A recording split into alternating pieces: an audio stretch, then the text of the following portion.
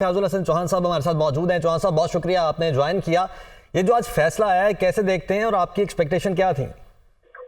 बिस्मिल्लाहिर्रहमानिर्रहीम। देखिए, मैं तो मुसलसल ये बात कह रहा हूँ टीवी चैनल्स में कि अदालत ने बड़ा ऑप्टिमल और बड़ा एप्रोप्रिएट फैसला दिया है, बड़ा एक्शन फैसला दिया है। वरना मुझ समेत अक्सर पाकिस्तानी ये एक्सपेक्ट कर रहे थे कि जो इस चीज की असल सजा है वो सजाए मौत या उम्र कैद है।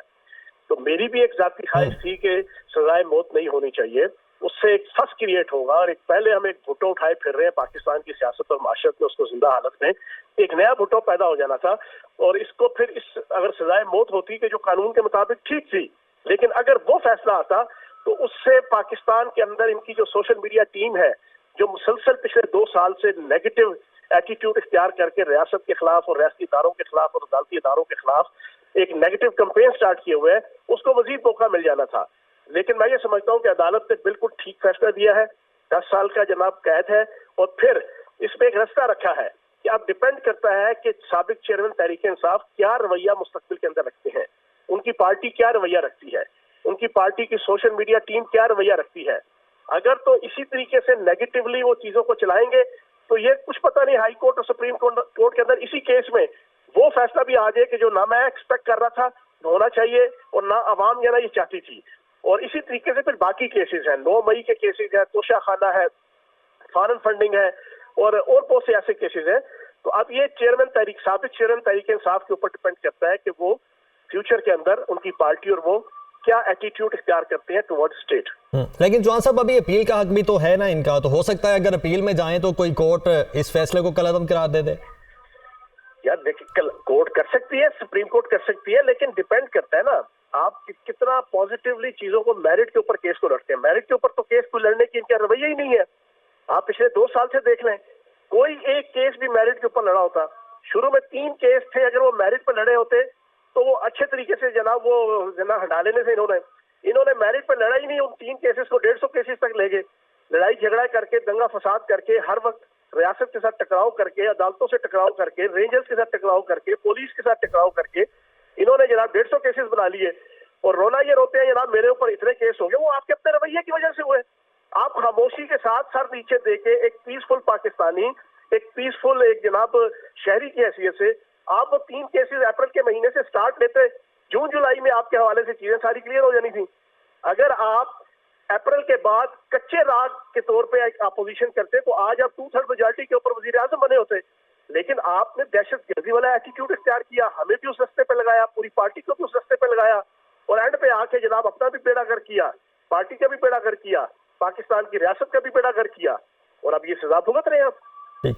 अच्छा चौहान साहब, आप तो चूंकि हिस्सा रहे हैं इस जमात का हिस्ट्री में, ये तोशाखाना केस में अगर इनके वकला देख लिए जाएं वो भी पेश नहीं होते थे, बार बार तारीख आगे करने की सलाह करते थे। इस दफ़ा भी सरकारी वकील अदालत को मुकर्रर करने पड़े क्योंकि इनके वकील वहां पर पेश नहीं होते थे। तो क्यों इनके जो वकील हैं पेश नहीं होते, क्या स्ट्रेटजी थी इनकी? यार इनके वकीलों ने तो इनको मरवाया है।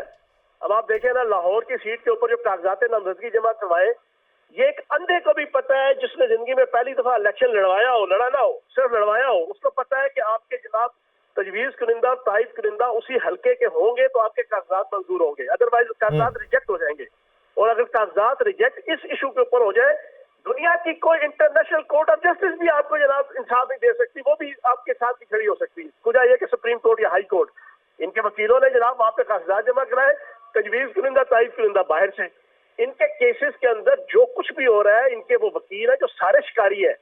एतजाज एहसन शिकारी थे, आपके जनाब लतीफ खोसा शिकार पे थे, इनके जनाब ये गौहर खान शिकार पे है, वो शेर अब्दुल मरवत अपने शिकार पे है। ये सारे पीपल्स पार्टी एएनपी के सोच रखने वाले और एंटी पीटीआई सोच रखने वाले, ये 6 महीने से 1.5 साल हुआ है ये पार्टी में आ गए हैं और पार्टी के चाचे मामे ताए फुफड़ बने हुए हैं। कोई चेयरमैन बन गया है, कोई वाली वारस बन गया है, टिकट ले लिए, इलेक्शन लड़ रहे हैं, सारे अपने अपने शिकार के ऊपर है कि हम किसी तरीके से एमएनए एमपीएस पार्टी के जरिए से बन जाए। उन्हें क्या पता, उन्हें क्या इस चीज का दर्द के इस पार्टी की लीडरशिप या पार्टी के हवाले से कोई कुर्बानियां दी हो। हमने तो 17 साल इस पार्टी के लिए 16-17 पर्चों से लेके मारे खाई हैं, जेलें काटी हैं, सब कुछ किया। हमें पता था कि हालात क्या है। ये सारे के सारे अपने शिकार पे हैं, अपने अपने मफाद पे हैं। वो मफाद इनको मिल जाएगा, किसी को मिलेगा, किसी को नहीं मिलेगा। चौहान साहब, आप तो सभी जो इनके सीनियर वकला हैं उनको शिकारी कह रहे हैं, तो क्या बानी पीटीआई को इस बात का अमल पता नहीं चल सका, इदराक नहीं हो सका कि ये किस तो मकसद के लिए लतीफ खोसा को क्यों इन्होंने फारिग किया है? अब बताए ना, लतीफ खोसा पीपल्स पार्टी के ऊपर भी पाँव रखा हुआ किश्ती पे और तहरीक इंसाफ की किश्ती पे रखा हुआ है, डबल मजे ले रहे हैं। ठीक है जी, डबल मजे। लोगों को कहते हैं लोटा, मतलब है इनकी सोशल मीडिया टीम और ये लोग कोई पार्टी से इख्तिलाफ कर ले उसको ये कहेंगे लोटा। तो फिर एतजाज एहसन और लतीफ खोसा तो सबसे बड़े लोटे हुए ना, कि जो पीपल्स पार्टी में रहते हुए जनाब पिछले 1.5-2 साल से यहाँ पे जनाब पीटीआई के जनाब मामे बने हुए थे। ये तो मतलब सारी दुनिया को पता है कि लतीफ खोसा की क्या रवैया है और उसका क्या मामलात है। वो तो एंड पे आके यानी कि आप कह रहे हैं कि अब इदराक होना शुरू हो रहा है, इतने केसेस में सजाएं होने के बाद इदराक होना शुरू हो रहा है। देखें, केसेस के हवाले से सारी दुनिया जानती है इन्होंने मेरिट पे कोई केस लड़ा। 2 साल से आप सेशन से जाते हैं स्टे लेने, सेशन के अंदर हियरिंग हो रही है, स्टे लिया सिंगल कोर्ट में, हाई कोर्ट में जनाब से जाते हैं डबल कोर्ट, हाई कोर्ट में, डिविजनल कोर्ट में, वहां से जाते हैं लार्जर बेंच में, वहां से भी नहीं होता फिर आप जाते हैं सुप्रीम कोर्ट के सिंगल बेंच में, फिर वहां से डबल बेंच में, फिर वहां से लार्जर बेंच में। ये पिछले 2 साल से तो इसी गद्दी गड़े में डाला हुआ पूरे पाकिस्तान को और पूरे पाकिस्तान के अदालती सिस्टम को। सारी दुनिया जानती है 2 साल से पाकिस्तान का सारा अदालती सिस्टम एक शख्स को इंसाफ देने पे लगा हुआ है। 15-15, 20-20, 25-25 जमानतें लेके आते हैं और आपने पूरी एक गेम खेली हुई है जनाब अदालती सिस्टम में। केस नहीं लड़ना मेरिट पे नहीं लड़ना, ये तो कसम खाई हुई है। ये तो कोई तरीका नहीं ना। जब मेरिट के अब देखना आखिरी 5 दिन इन्होंने क्या किया, वकील नहीं आ रहे जी, इन्होंने समझा यार ये बहुत सियाने हैं, ये बड़े समझदार है, ये रियासत को बुद्धू लगा देंगे, ये रियासत को बेवकूफ बना लेंगे। इन्होंने आखिरी 5 दिन जनाब वकील भेजना छोड़ दिए। जी, इनकी आर्ग्यूमेंट थी कि जो मेन वकला हैं वो अपनी इलेक्शन कैंपेन चला रहे हैं तो वो पेश नहीं हो सकते, एक इनकी मेन ये थी इस्तदा। फिर लानत है ऐसे वकीलों के ऊपर के जो जिनसे कहते हैं ना कि इनसे टिकट भी ले रहे हैं, टिकट लेके जनाब इनसे इलेक्शन भी लड़ रहे हैं और इनको खुड़े लाइन लगाया हुआ है, इनको 10 साल की ऐसे वकील। ठीक है, फयाजुल हसन चौहान साहब हमारे साथ मौजूद हैं। सर, आपके वक्त का बहुत शुक्रिया। कामरान खान साहब, प्रेसिडेंट दुनिया मीडिया ग्रुप, हमारे साथ मौजूद हैं। कामरान खान साहब, आज जो फैसला आया है शायद कुछ लोगों को लगता है कि इससे भी ज्यादा खौफनाक फैसला आ सकता था। अभी कैसे देखते हैं आप जो अभी सारी सिचुएशन बनी है इस फैसले के बाद?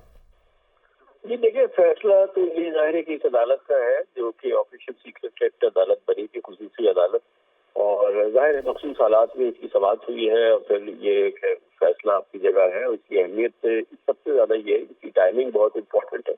इलेक्शन से 10 दिन पहले इलेक्शन फैसला है और जाहिर है कि पीटीआई जिसके पास अब उसका निशान भी नहीं है, उसका नाम भी नहीं है, उसके कैंडिडेट पे ये नहीं रखा हुआ है कि वो पीटीआई के हैं, तो पीटीआई के बानी को और इमरान खान को 10 साल की सजा हो जाना, शाह महमूद कुरैशी को 10 साल की सजा होना, तो जो भी पीटीआई का सपोर्ट बेस है या जो इस वक्त जो भी टूटा फूटा जो भी